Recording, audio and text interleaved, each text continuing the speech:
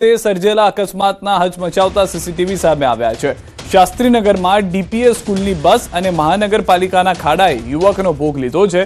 મુખ્ય રોડ પર વળાંક પાસે જ ખાડો હોવાથી ડ્રાઈવરે ગફલતભરી રીતે બસ વાળી અચાનક બસ વાળતા બાઇક ચાલક યુવક બસના પાછળના ટાયરમાં આવી ગયો।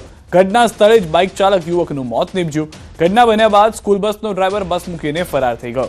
પોલીસે સીસીટીવી ફૂટેજના આધારે વધુ તપાસ હાથ ધરી છે। હાલના જે દ્રશ્યો છે તેમાં સ્પષ્ટ જોવા મળી રહ્યું છે કે જે બસ ચાલક છે તે બસને ટર્ન કરે છે। પાછળથી આવતો બાઇક ચાલક કે જે અચાનક બસ ટર્ન થવાને કારણે બાઇકને અથવા એના ટુ વ્હીલરને બ્રેક મારે છે અને સીધો જ બાઇક જે છે તે તેની સાથે બસના પાછળના ટાયરમાં જઈને અથડાય છે। આ દરમિયાન ઘટના સ્થળ ઉપર જ બાઇક ચાલકના મૃત્યુના સમાચાર મળી રહ્યા છે, જ્યારે બસ ચાલક જે છે તે બસ મૂકીને ત્યાંથી ફરાર થઈ ગયો હતો। સમગ્ર ઘટના સીસીટીવીની અંદર કેદ થઈ છે।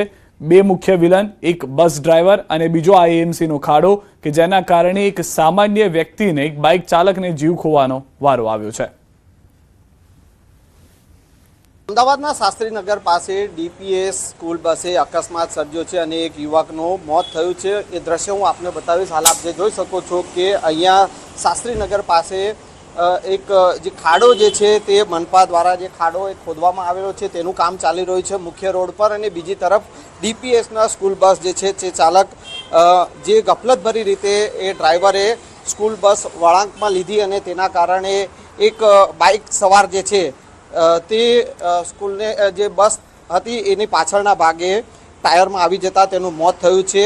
ઘટના બન્યા બાદ ડીપીએસ સ્કૂલના બસનો ડ્રાઈવર છે તે ફરાર થઈ ગયો છે અને હાલ સમગ્ર મામલે ટ્રાફિક પોલીસ જે છે તે તપાસ હાથ ધરી છે।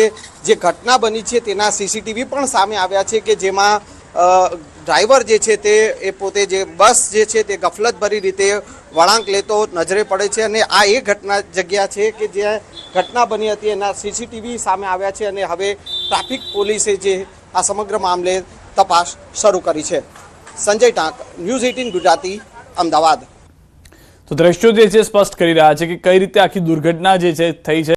સૌથી વધારે મહત્વની વાત અહીંયા આગળ એ છે કે બસ ચાલક પણ ઝડપથી ચલાવી રહ્યો હતો બસ, બીજી તરફ અચાનક વળાંક લેવાને કારણે પાછળથી જે બાઇક ચાલક આવી રહ્યો હતો તેને પણ ખ્યાલ ન રહ્યો કે બસ આગળ જઈને વળાંક લેશે। ત્યારબાદના દ્રશ્યો આપ જુઓ કે જ્યાં આગળ લોકો જે છે તેઓ રોષમાં જોવા મળી રહ્યા છે, બસની અંદર ઘૂસી ગયા હતા।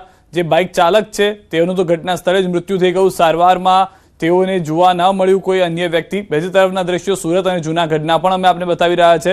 સુરતની અંદર બસ ટ્રક પાછળ અથડાતા અકસ્માત થયો। હજીરા ઓએનજીસી નજીક અકસ્માત થયો। રસ્તા પર ઉભેલા ટ્રક સાથે બસ અથડાતા 29 લોકો ઇજાગ્રસ્ત થયા। તમામ ઇજાગ્રસ્તોને સારવાર માટે હોસ્પિટલમાં ખસેડવામાં આવ્યા। અકસ્માતમાં તમામ લોકોને નાની મોટી ઈજા થઈ છે। આ તરફ જૂનાગઢ વંથલી પાસે અકસ્માતમાં વૃદ્ધ દંપતીનું મૃત્યુ થયું। ગાદોઈ ટોલ નાકા નજીક બની છે ઘટના। બાઇક અને કાર વચ્ચે અકસ્માત થયો। ટીનમસના પતિ પત્નીનું મોત થયું છે। મૃતદેહને સિવિલ હોસ્પિટલ ખસેડવામાં આવ્યો છે। અકસ્માત મામલે પોલીસે તપાસ હાથ ધરી છે।